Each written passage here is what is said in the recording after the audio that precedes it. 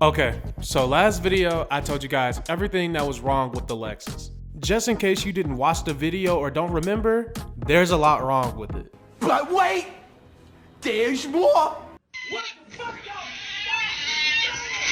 So to avoid spiraling into a deep depression, I thought, what a better time to start tearing down the engine. Did I mention I don't have a garage, so we gotta do this in my basement? But we go through a lot to try and get y'all content. Because we ain't got no fucking garage. Exactly. It So ain't we no gotta build this shit in the basement. Basement build. basement built. So after struggling to get that engine in the basement, we let it sit for a minute. But once we finally started, we started off with all the easy stuff, like getting the valve covers off, AC compressor, alternator, stuff like that. So we got all that easy stuff off, thinking we just moving along. Then we got to the part that makes everybody's butt pucker, the crank bolt.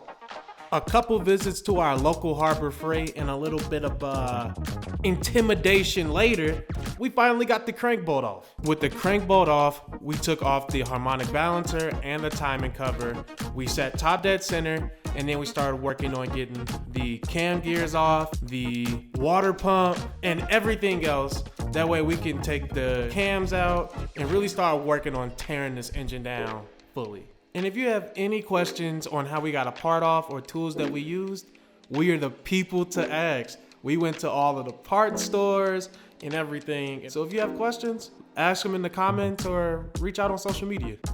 With the cams out, we got access to the head bolts. We undid those, and you know what that means. The head came off. With the head finally off, we flipped the engine around so we could start working on being able to take the crankshaft out and drop the pistons. So we took the oil pan off, we took out all of the main bearings and journal bearings, and we started to drop the pistons. With the pistons out, the last thing we needed to do was just pull out the crankshaft, and just like that, we got a bare block.